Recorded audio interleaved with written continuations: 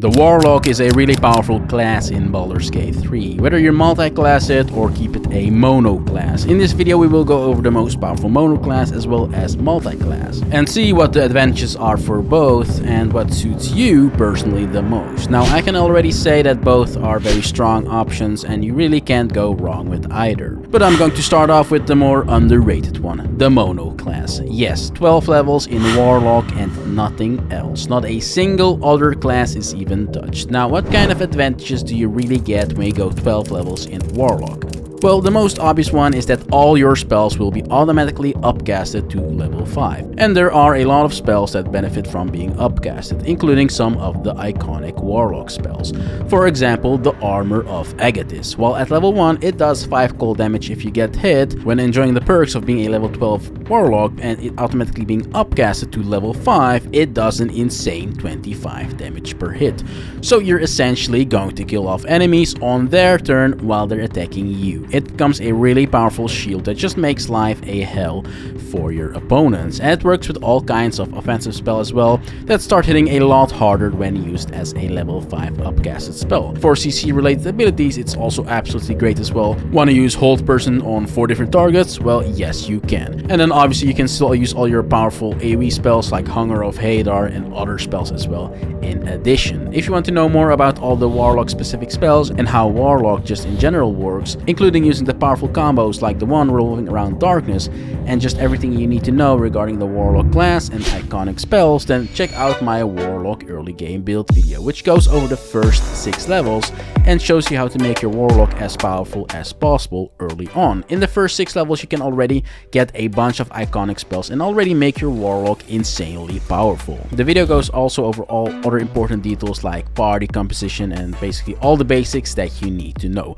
So for the first 6 levels that video has you covered, and you really don't want to start multiclassing anyways pre-level 6 because you will be simply spreading your levels too thin and not get much out of it. You get your pact at level 3, you get a feat at level 4, then at level 5 you get another Eldritch Blast and unlock powerful spells like Hunger of Hadar, so just stick to monoclassing till level 6. Post level 6 however, you now have the choice to just keep leveling Warlock or perhaps respec and start multiclassing. It's amazing like today's sponsor, Displayed. Displayed are unique metal posters that you can mount on your wall in just 20 seconds with no additional tools needed or so. It's fully magnetic and their catalog of posters is very diverse. Whether you're into movies, gaming, comics, nature, music, history, the list goes on, and there's something for everyone. And you can find my personal recommendations in the link in the description. You can also browse their site and see the full list of official brands. The quality of these displays is great in both sturdiness as well as just visually. Now the magnetic mounting system is unique and very easy to set up. You just slap it onto the wall and you won't damage the wall thanks to the protective layer behind it, and then accordingly you choose your display and mount it on the mount. Easy peasy. Display is not just delivered in the USA, they are also manufactured in Europe and they will make sure to reach you within 4 or 5 days if you order. Display is also a good alternative to standard paper impressions or canvas printing,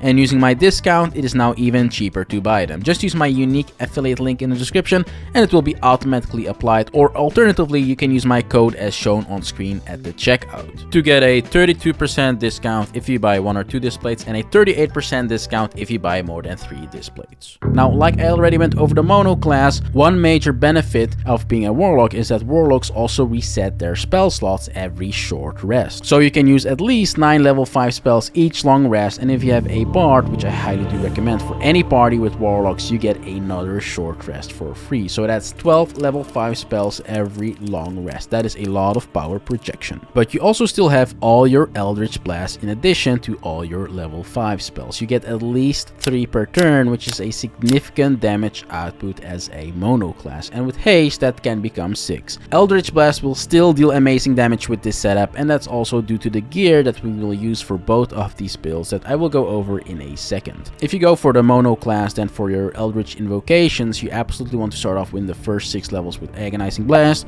Repelling Blast and Devil's Sight. I went very in depth about these in part 1, After level 7, however, you definitely have now more leeway in your options, but I would say that the one that gives you the possibility to conjure elementals is really powerful. These elementals in general are just really powerful and they are a nice addition to your party, so I would recommend getting this invocation. False Life is also nice. It basically just gives you extra HP for completely free till your next long rest, so why not, right? And if you want something that's like useful from a role-playing perspective, I would definitely recommend to get Beguiling Influence. A lot of the checks in the game are either persuasion or deception checks, so this thing helps out a ton with that. For your feats as a monoclass, I'm definitely going to recommend getting ability improvement in charisma. Just put 2 points in it for your first feat, and then for your second feat I would get Dual Wielder, and for your third feat, Warcaster. Why Dual Wielder? Well, you will know why in a second when we get to gear, and Warcaster because it makes life so much easier for us in maintaining our concentration spells. And we definitely have a lot of powerful concentration spells as a Warlock, from Hunger of Hadar to Cloud of Daggers to Hex to Darkness,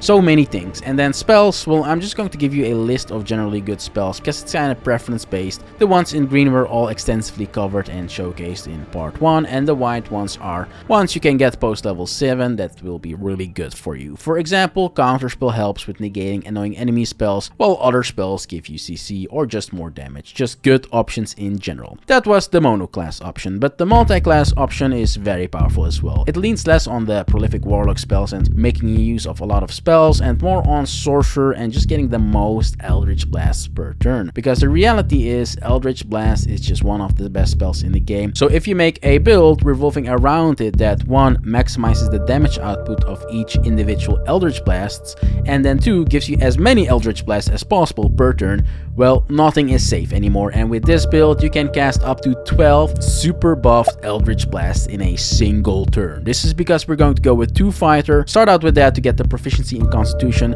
which helps out tremendously with maintaining our concentration spells. And Fighter also gives you a bunch of proficiencies in armor and weapon related proficiencies, so that is always nice because it basically opens up a lot more options if you want to explore those options. And level 2 Fighter also gives us Action Surge, which means we get another action in addition to our normal actions, so we can attack twice. Then after the 2 levels in Fighter, we get 2 levels in Warlock for unlocking Eldritch Blast, some useful Warlock spells like Hex and Armor of Agathis, and more importantly for this build in particular, the 2 Eldritch invocations tied to Eldritch Blast that will ramp up its damage and utility significantly. One final thing to note is that with my setup for this particular idea and build, we will crit a lot, making the Great Old One a perfect option to go for your subclass, as it will potentially frighten enemies every time we crit, and not just the one you're attacking but also surrounding enemies. And that's obviously very powerful when you're actively increasing the chance to crit.